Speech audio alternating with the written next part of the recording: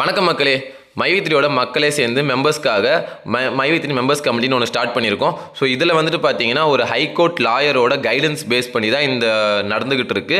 எதுக்காகனா நம்ம ஃபியூச்சரில் கம்ப்ளைண்ட்ஸ் மூவ் பண்ணுறதா இருந்தாலும் தனித்தனியாக கொடுத்து பிரயோஜனம் இல்லை. அது மட்டும் தெளிவாக புரிஞ்சுக்குங்க. தனித்தனியாக கொடுத்து ஒரு யூஸும் கிடையாது. அது தனித்தனி ஹியரிங்கில் வரும். ஸோ எல்லாரும் சேர்ந்து ஒரே ஹியரிங்கில் கொடுக்கணும். இது பண்ணாலும் இதுக்கப்புறம் ஒன்றா சேர்ந்து பண்ணுவோம். தனித்தனியாக நின்று கஷ்டப்பட்டு போராடுறது போதும் மக்களே.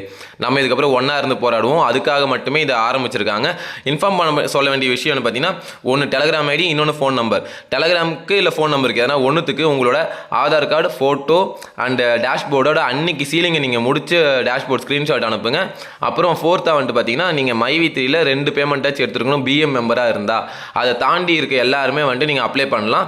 அண்ட் இதில் ஃபேக் ஐடிஸ் உள்ள வரதை தடுக்கிறதுக்காக இந்த முயற்சி எடுத்திருக்கோம்.